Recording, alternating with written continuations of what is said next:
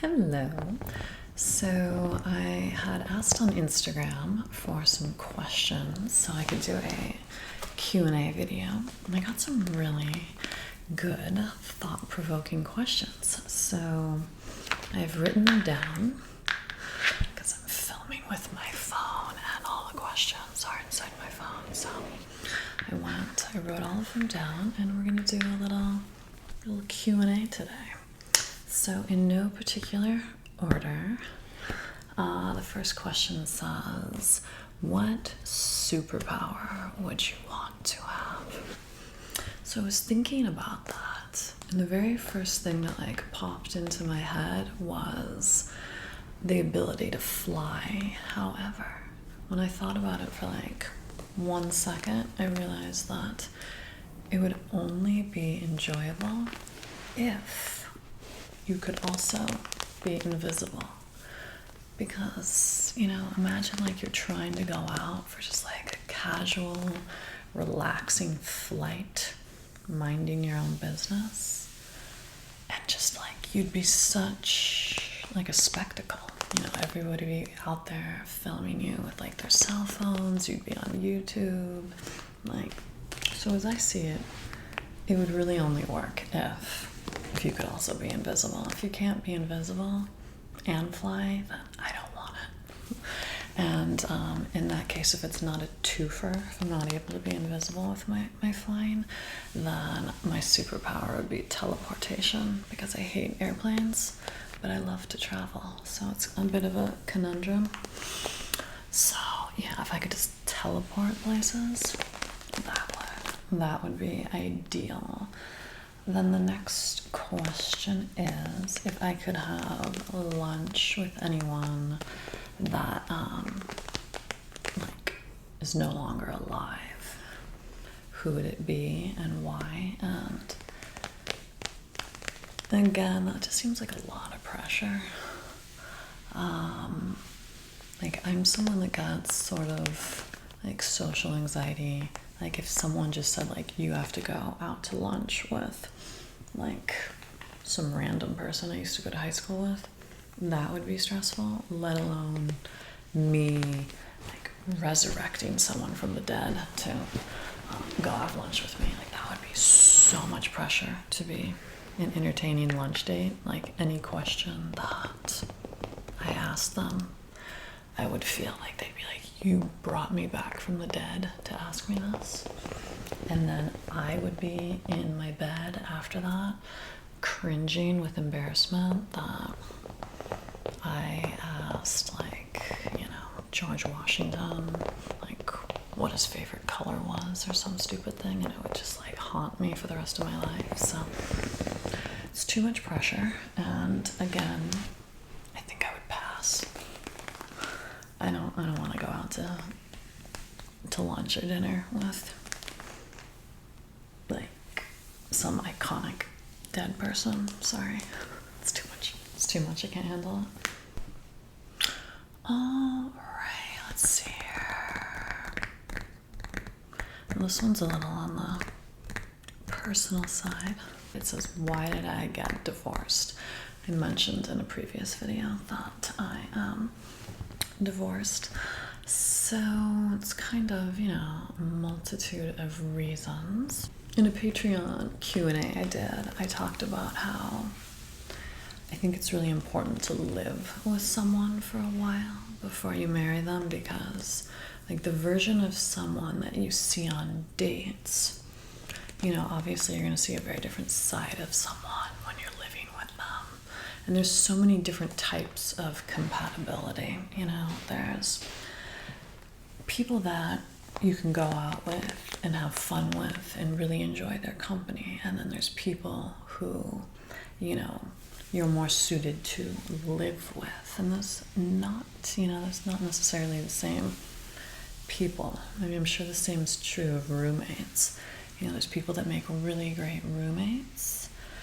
And then there's people that, you're best friends with, and they're great company, but you would drive each other crazy if you lived together.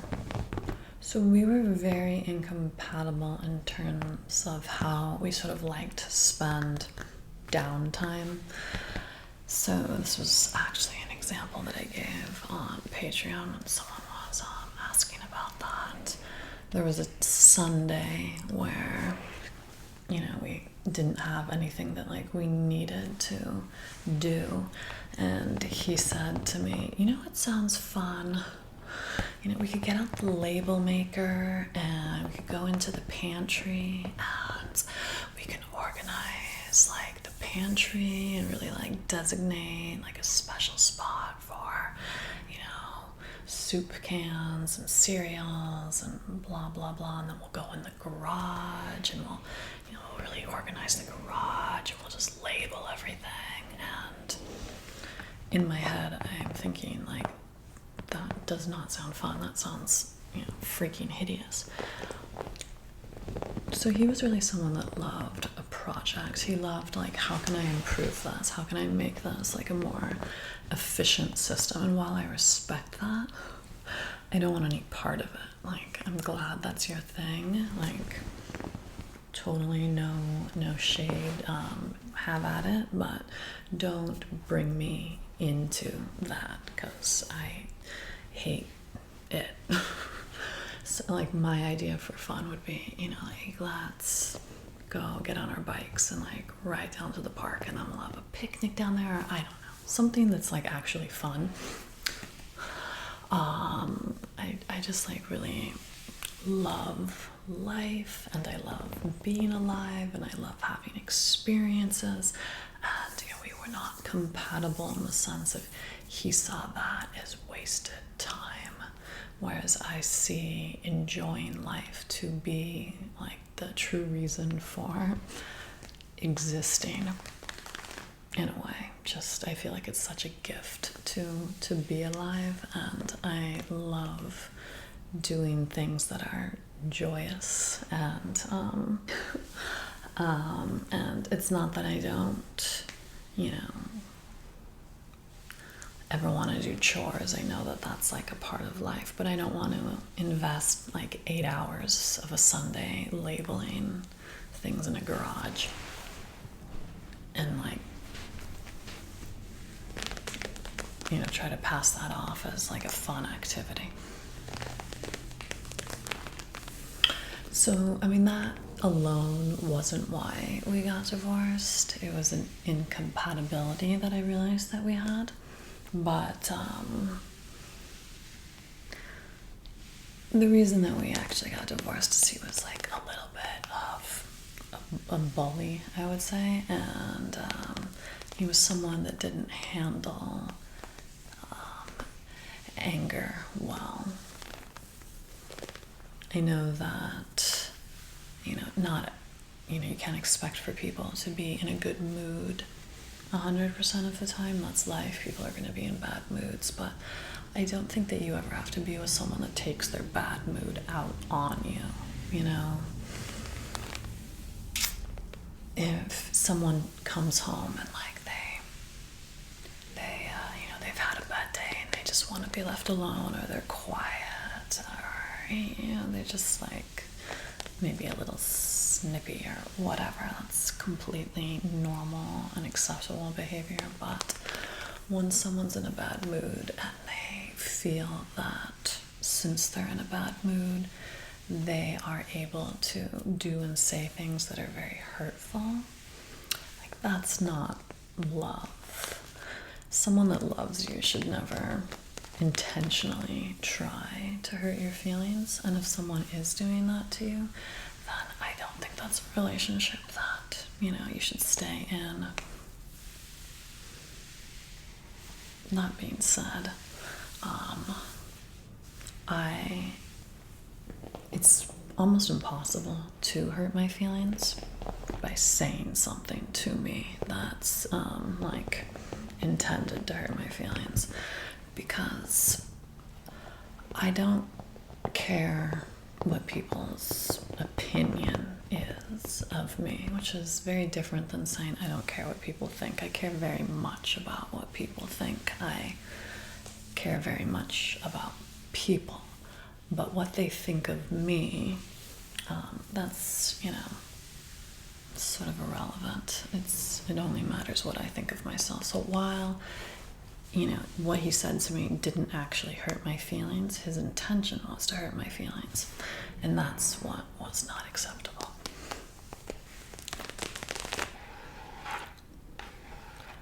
I'm not gonna say that like people are incapable of hurting my feelings, but they're not capable of hurting my feelings through trying to say something to me that they think's gonna hurt my feelings. Like, what would hurt my feelings if, you know, if I had something that was really important to me, something I was gonna do, and I asked someone that I cared about to be there for me, and they didn't show up for me. You know, that would hurt my feelings. But if someone just was like trying to be mean and say something, like that to me is such a, like sort of like a weak thing to do, that it would just make me not respect them. But it wouldn't hurt me. Like, you know, people that are strong and in control of themselves and emotionally healthy and wise, like a good person, don't intentionally say things to belittle another human being. So when someone's doing that, I just recognize that as a weakness of that person, and I don't take that personally.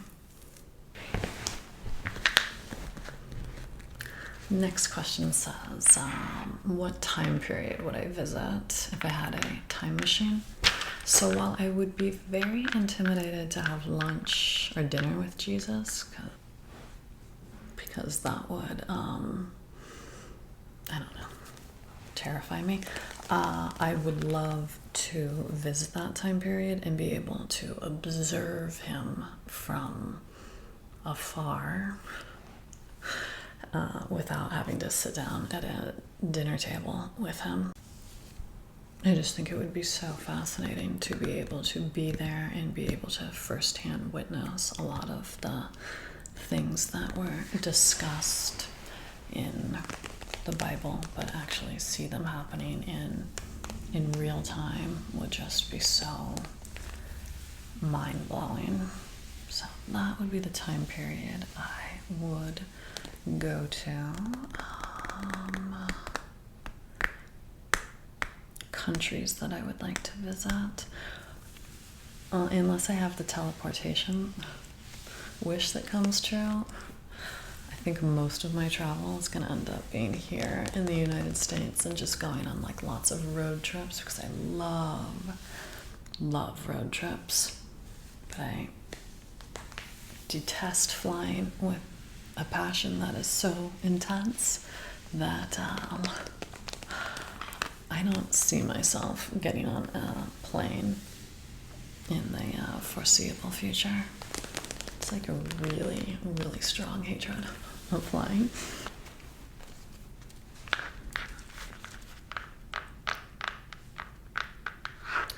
This next question is sort of like an inside joke for someone that watched a Patreon video that I made. It asks, have I ever owned a Stegosaurus costume? So I made a video on Patreon where I talked about how there was a member on Patreon that had requested I make a video in a Stegosaurus costume. So let me say, I've only probably blocked 3 people in the entire time that I've had Patreon. It's like very rare that I've ever had to block people on there. Like, people are very cool and nice, and it's just like, I don't know, it's good vibes over on Patreon. But this one person had sent me a message, and because I always say on Patreon, like, oh, you know, any like video suggestions, I'm always open to suggestions. And I got a message where someone said, like, oh, you know, I'd love it if you wore a Stegosaurus costume and you were like eating leaves and like shaking your tail at the camera and like I don't know.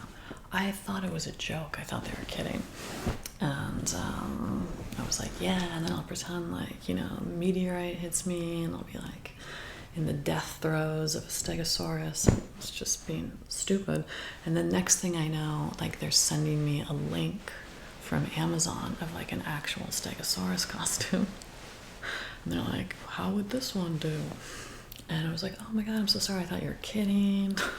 Like, no, I don't think like that would be the type of video that the rest of the audience would be looking to see, but, you know, trying to be like respectful about saying no.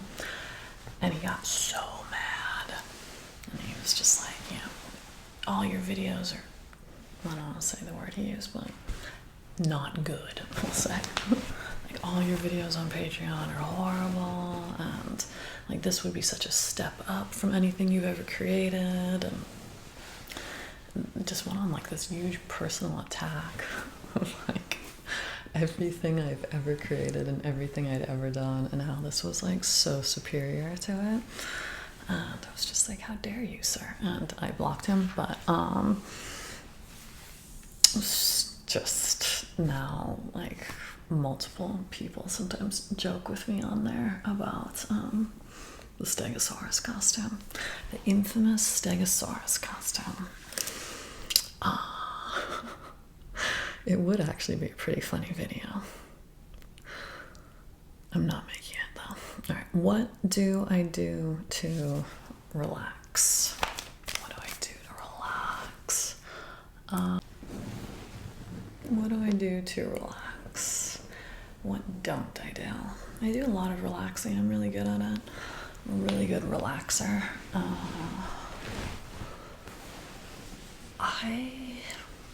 I don't know. I find everything relaxing. I like read a book. I love going for walks. I love listening to other people's ASMR channels. I do really enjoy ASMR. I find it very, very soothing just to, I don't know, shut my brain off and listen to some sort of role play or ramble.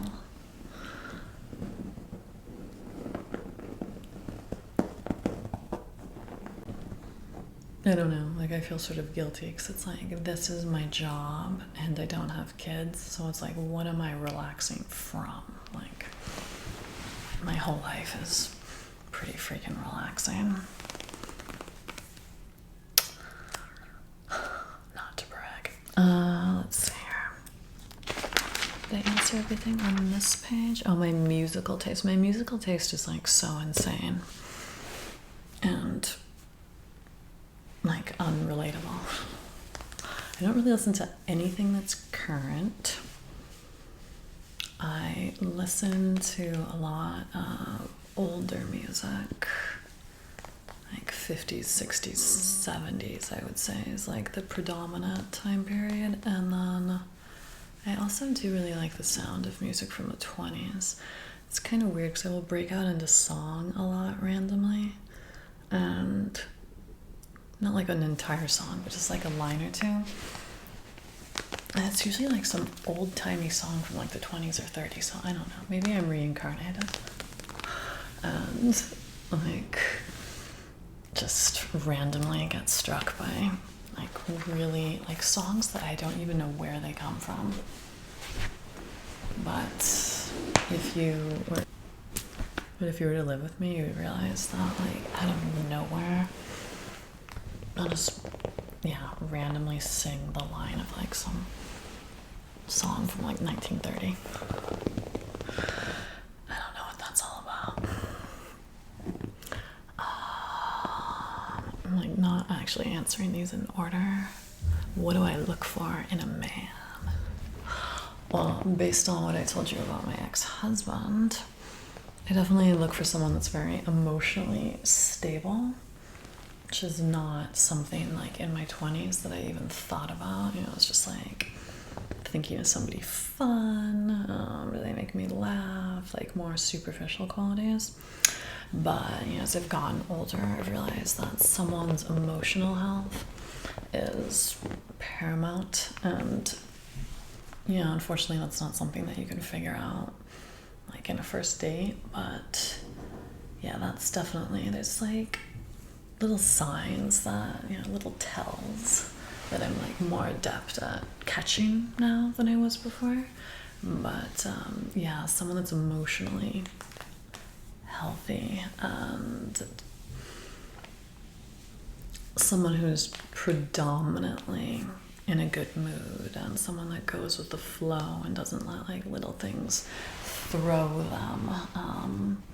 You know, that's incredibly important to me, but then in terms of like things that you notice more so right away, I'm drawn to people that have a unique and perhaps unorthodox way of thinking or sense of humor. I like sort of a weird, obscure sense of humor and like a weird, obscure take on life and the world. You know, maybe bordering on a little bit of a darkness. Not like a cruelty darkness, but just sort of, I don't know. How do I explain that? It's, when it comes to art and music and, you know, films, I sort of am drawn to things that I guess are considered to be like a little on the darker side. I'm not usually drawn to like really cheerful music or movies or art. I like things that have sort of like a tragedy and intensity to them. So I guess someone that has like an appreciation for that. All right.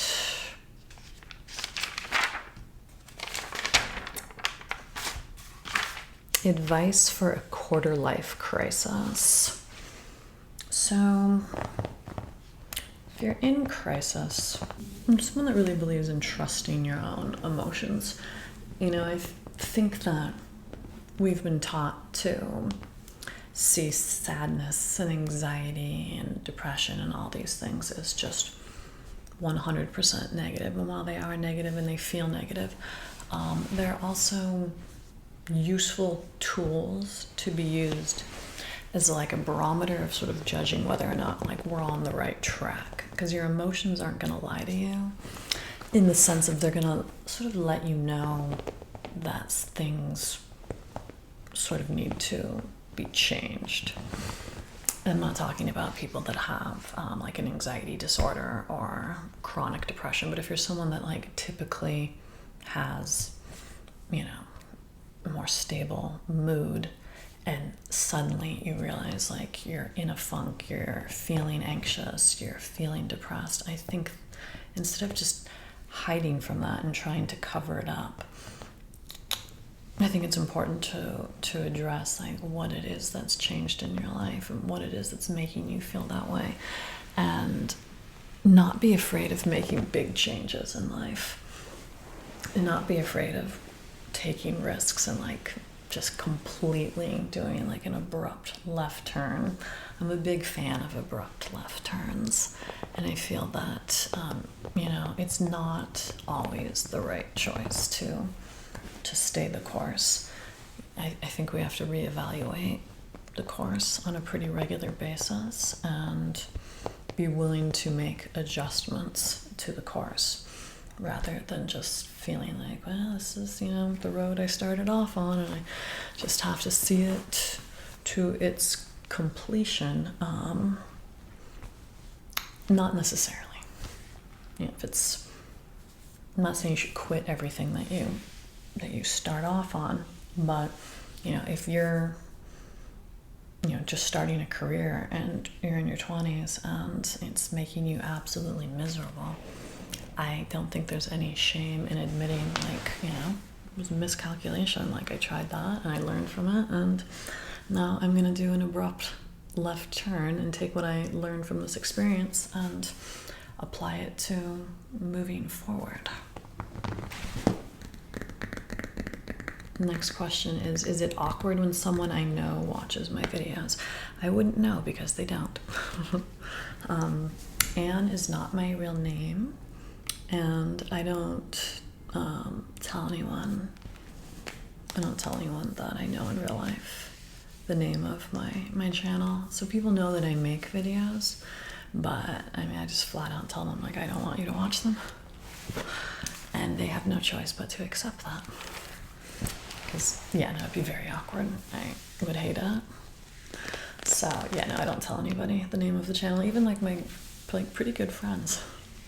Like, you know, now I've been doing it for a couple of years, and yeah, I was at lunch with someone sort of recently, and she's like, "You're really not gonna let me watch any of the videos?" I'm like, no, I'm not. It's just, so, like, I don't know if you do this, but like, the people that we know sort of bring out like a specific side of us, and that can be sort of limiting because you feel like you have to sort of be a certain way when you're around those people because they expect to see a certain side from you. It's always very liberating being around new people because you can sort of reinvent yourself with new people, which is, you know, I think people find like going on vacation or whatever to be an experience where they're able to be a different version of themselves. So it's like, that's kind of what it is for me with filming videos. If I was making videos and I knew people that I know who know specific sides of me were going to be watching, I feel like they would be weirded out to see like all these different sides of myself, and all these different sides are true and do exist. I mean, it's not like, yeah, I know I play like a psychopath or like a dominatrix in some videos, but there's always like an element in every character that has like, I don't know, a hint of my true personality in it. I have a lot of different sides to my personality, and I wouldn't want to be limited to feel I had to act only in the ways in which I present myself, like in most social circumstances.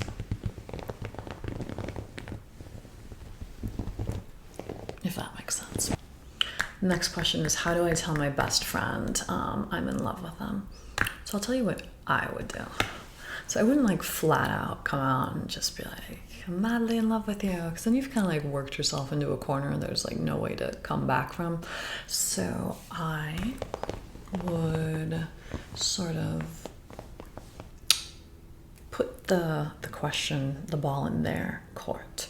So I would sort of say something to open that line of communication. Like I would say something along the lines of like, oh, you know, I had this dream about you last night, and yeah, it was really interesting. Like, we went to this restaurant together, and then afterwards, like, you walked me to my car and you kissed me goodnight. And it was a really good kiss. It was interesting seeing you in that light. Like, have you ever had a dream about me in that regard, or have you ever thought about us kissing, or have you ever thought about like what it would be like if we were in a relationship together? Just like ask them some open-ended question, not revealing your hand yet, you know. Don't sound like you're like, you know, negative about it, like, oh, I had this dream, like we kissed, it was so weird, because then like, you know, they're gonna feel like they have to say it was weird too. But you know, I would just ask them some open-ended question about if they'd ever thought about being together, or if they'd ever thought about seeing things in a different light, like what it would be like, and just kind of like listen to their answers, and you'll be able to gauge and get a vibe based on that. And if you don't get the vibe that, you know, they're receptive to it, then I don't know if I would go forward with necessarily confessing love to them, at least not in that moment. You know, timing is everything, and you know, I think that it it doesn't necessarily mean that they would never be open to it, but if you're not getting the vibe that they're open to it in that moment, like, why make it awkward? I feel like you can feel out the situation in a subtle way without, completely revealing your hand and doing or saying something that might change things irrevocably, like in a negative way. So feel it out would be my advice. What type of ASMR do I listen to? I like a lot of like hair play. Something about hair sounds is very relaxing to me. A lot of role plays, usually, female ASMR artists where, they're like giving you a haircut or a scalp massage or just, styling your hair in different ways. The channels I watch are more designed for a female audience though, whereas like my channel at this point is more tailored for a male audience. So most of my roleplay videos are geared towards men. And I always say this to people that are starting like a YouTube channel that ask me about it. It's like, you don't choose your audience chooses you. So it's like when I first started making videos, like I didn't think that I was going to have like a 98% male audience.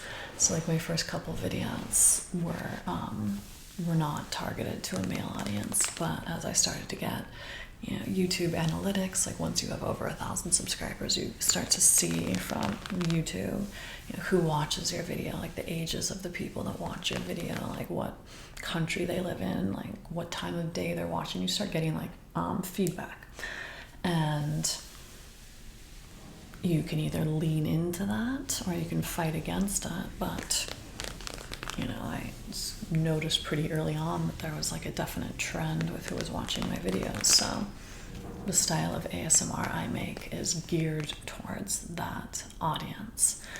I could easily make a different style of ASMR if my audience was different.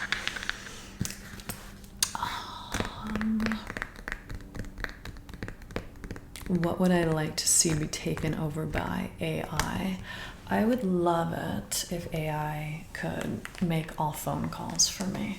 Like if they had an AI that just sounded exactly like me, but would call everyone back, that would be amazing, because I hate talking on the phone.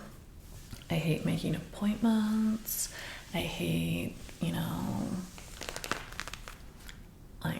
don't want to, this sounds kind of mean, but like if a family member like leaves a message like, oh, I was just thinking about you, I wanted to know how you're doing, give me a call whenever you get a chance. I'm like, oh. It's just like, not that I don't like my family, I love my family, and I love like going out to eat with them, doing any activity with them. It's like literally just the phone. I hate the phone. So yeah, if I could have a robot that would be able to pass itself off as being me and just make all my phone calls for me, like that would be so amazing. What's a fun date for me? Anything where we get to go on like a little adventure. I love little adventures, doing something. It can be small, but just like doing something like we don't normally do, and experiencing it together for the first time, whether that's like someplace outdoors in nature and seeing like, doing a hike that leads to like an amazing waterfall, or experiencing a new restaurant in some tucked away little corner of town. I don't know, if you're with the right person, like anything's fun. It's just like, if you're with the right person, just going to the market together can be fun. It's just kind of all about chemistry. But yeah, I love experiencing new things with someone that I have like chemistry with, and going on like a little mini adventure together, or trying new food together. honestly anything. I love life, and I love experiencing life. I love live music. I love new restaurants. I love new places, new things. I like it all.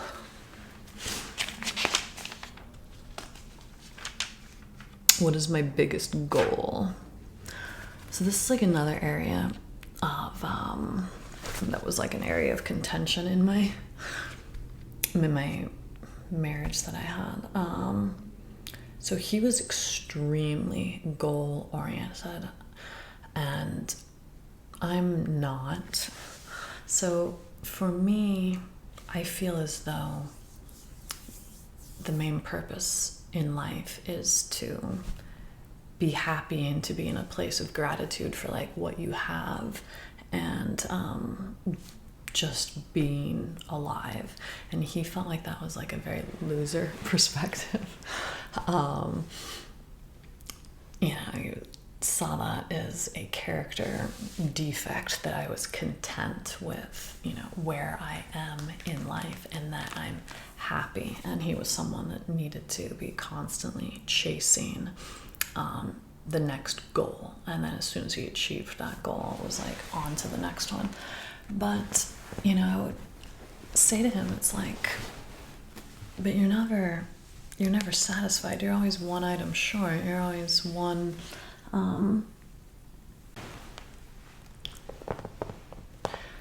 he was, like a bottomless pit that could never be filled.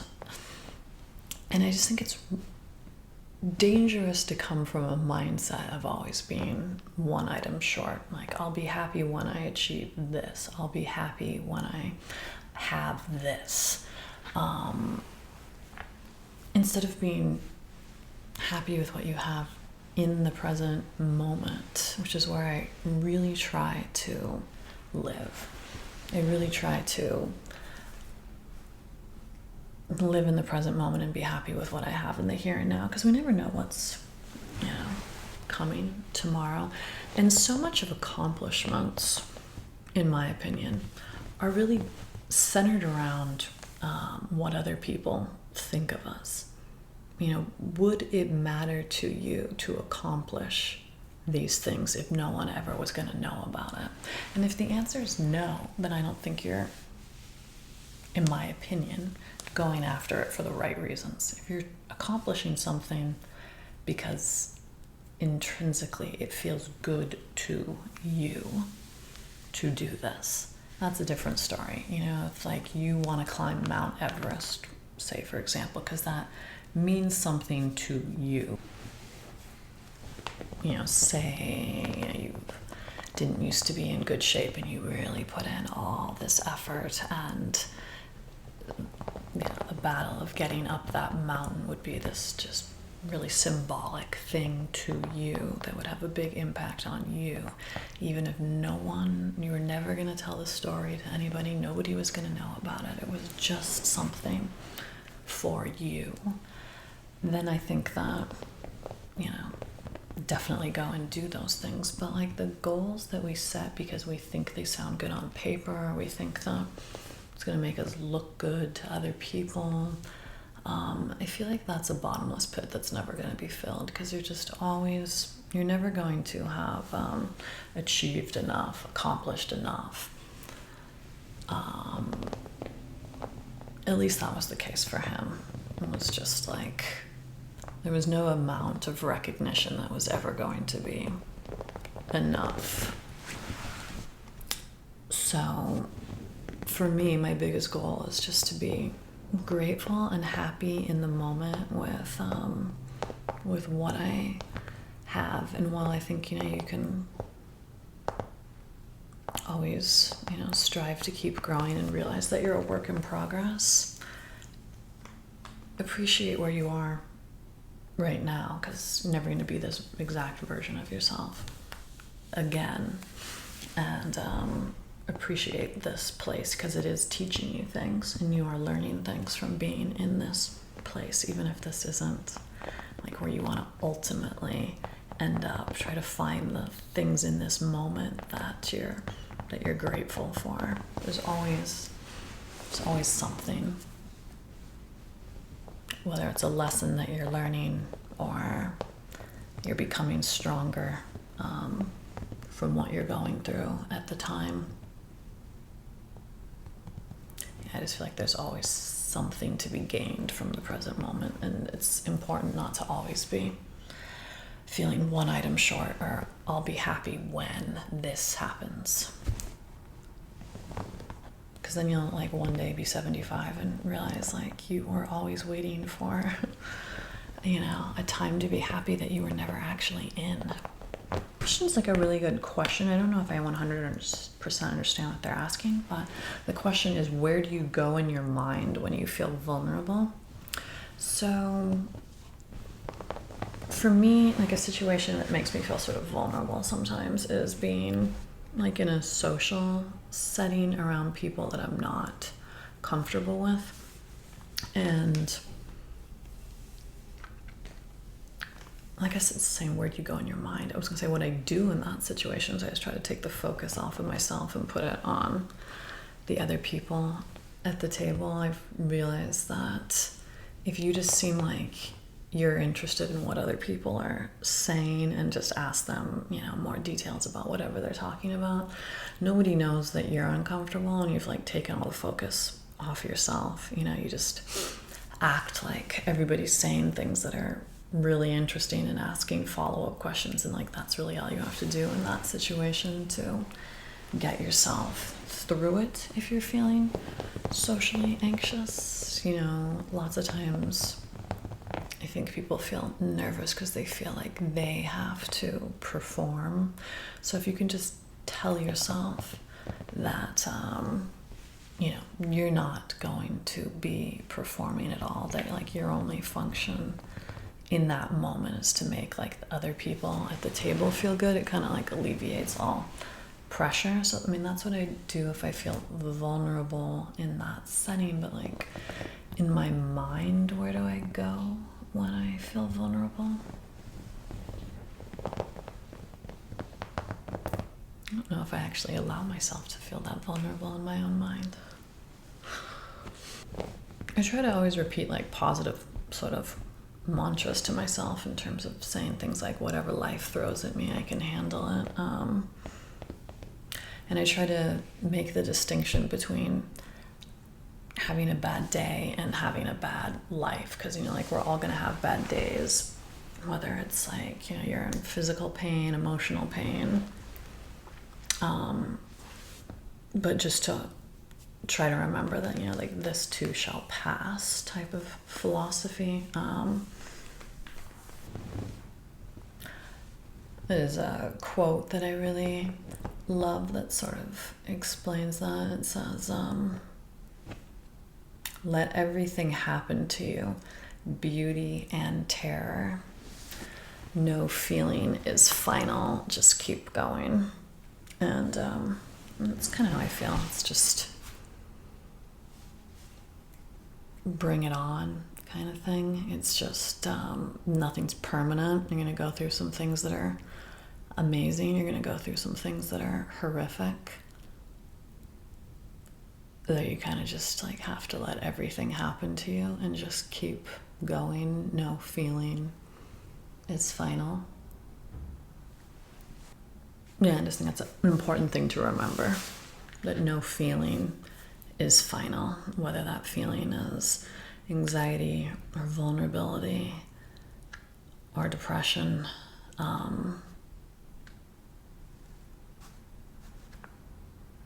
It doesn't last forever.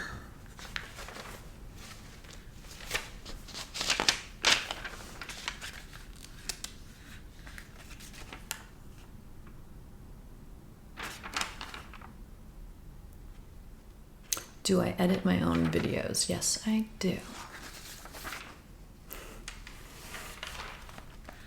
What brings me the most joy? Connecting with people. I think feeling a connection with another person is a really beautiful thing. when, you know, you're talking with someone and you realize like, you know, oh, you feel that way too. It's just, I don't know, it's just a really beautiful thing. Like when you can connect on like a deep, spiritual, profound level with another human being, that, you know, and you're just like laughing together and connecting, and yeah, just like sometimes you just catch yourself in a moment with someone and you're just like, I'm so glad this person exists. Like that's like a nice, joyful feeling. The next question is, do I have a leather jacket? I do. I do have a leather jacket. It's a really good leather jacket. I'm gonna grab it because it actually makes really good sounds. So I swear I didn't make that question up just as a excuse to go show off my jacket to you. Someone actually really did ask if I have a leather jacket. But yeah, this is quite a fine specimen here. It's really lovely like quilting back here. That's super cool. It's what like really sold me on it. It was this quilting part. That was very unique and a nice little detail. And yeah, it's like a motorcycle style jacket. A little bit. It's warm. I'm gonna leave it on.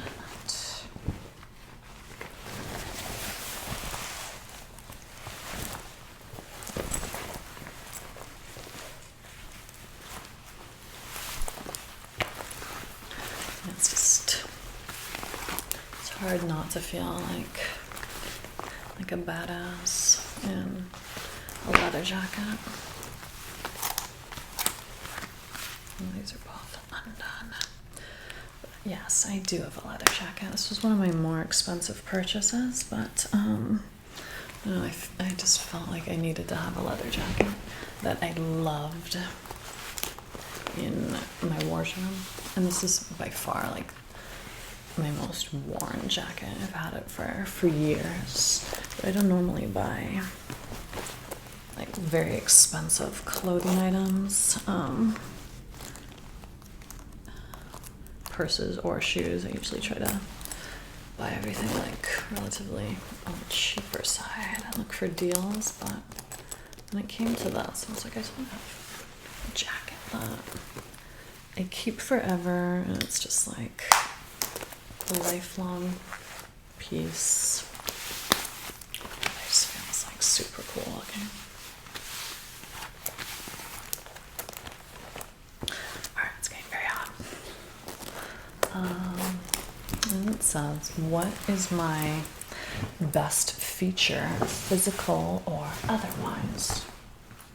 It's like sort of a weird question to answer about yourself, but I will say, I would probably say my height. I have very long legs, and while being tall was something that I struggled with in elementary school, I hated it. Other than, you know, being the tetherball champion of the entire school, you know, I didn't want to be the tallest.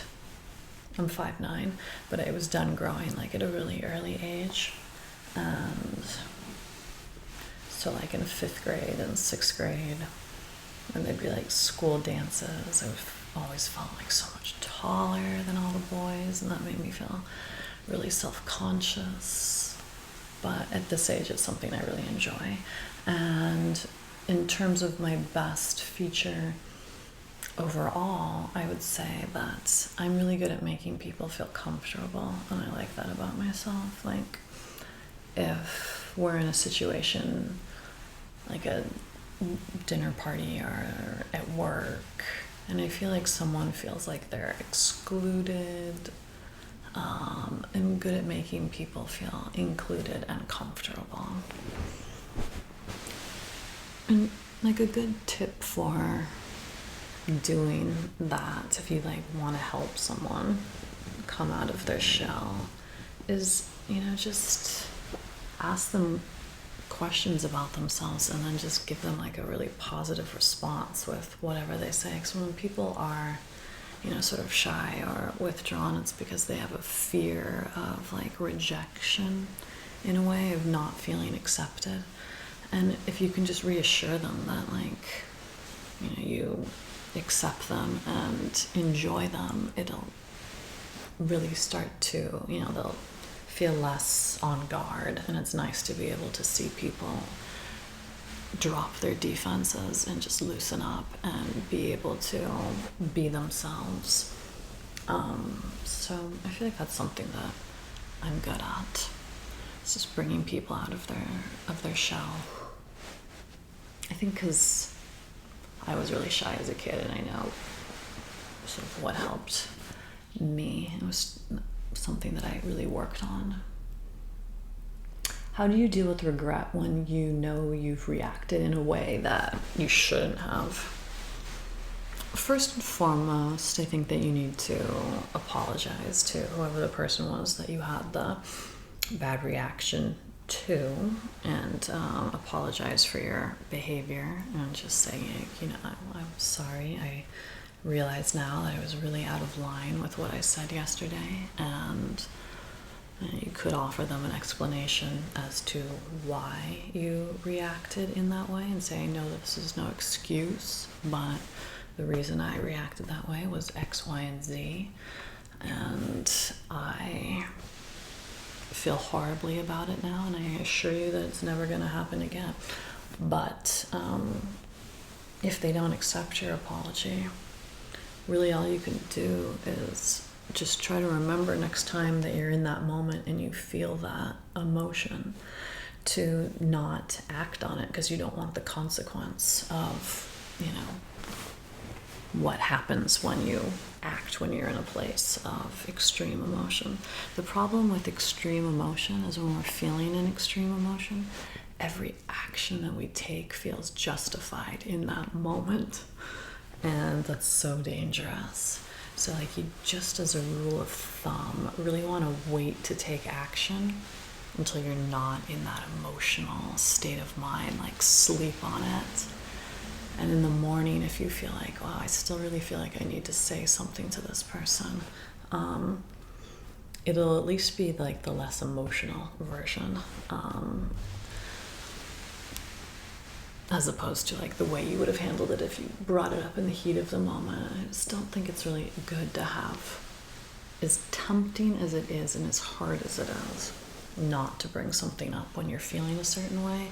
It's just the worst time to discuss something, because it's just never usually gonna go well, and then you're left with, oh gosh, I said so many things I regret saying that I can never take back. So I just feel don't speak when you're angry. Calm down first. Get yourself in a different mindset.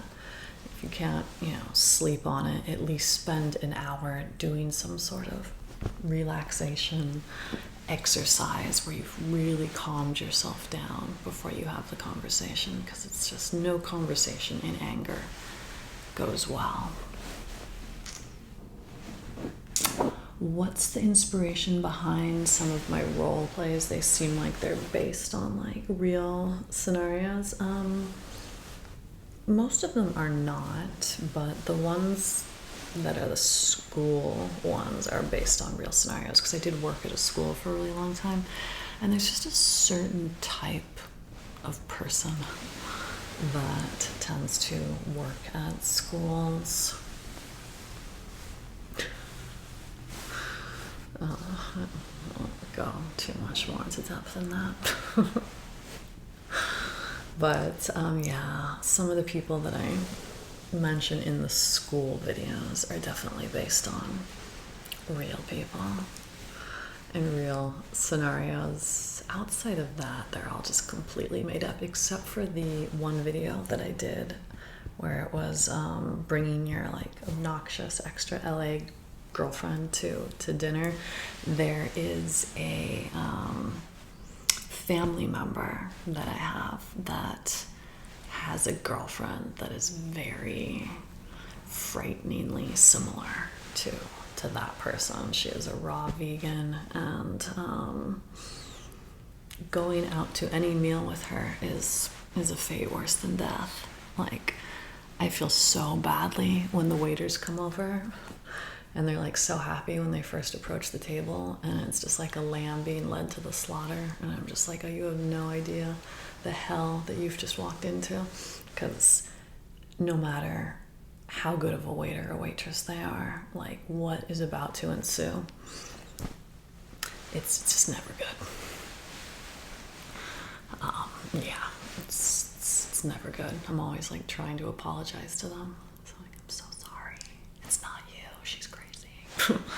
And then the last question is, am I creative in real life? I'm so creative. Yeah, I guess I am. I enjoy being creative. I've always liked writing poetry and short stories, and I have a very, very active imagination.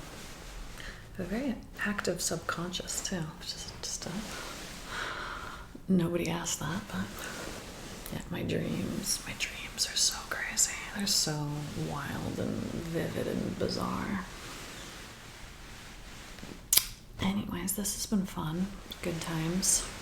Thank you so much for your questions. There were so many questions. I couldn't write down all of them, but I wrote down most of them, and I really appreciated everyone asking them, so thank you, and I will see you in the next video. I think the next video is going to be a role play with like a personal stylist.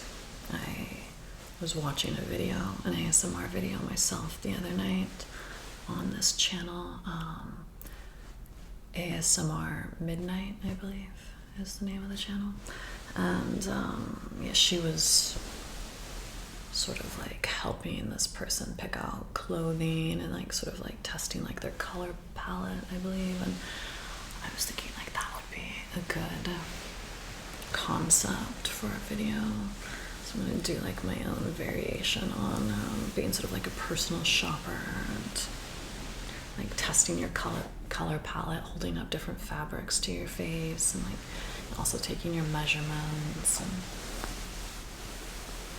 I think there's like a lot of opportunities in that video to like make good sounds as well as good relaxing visuals. So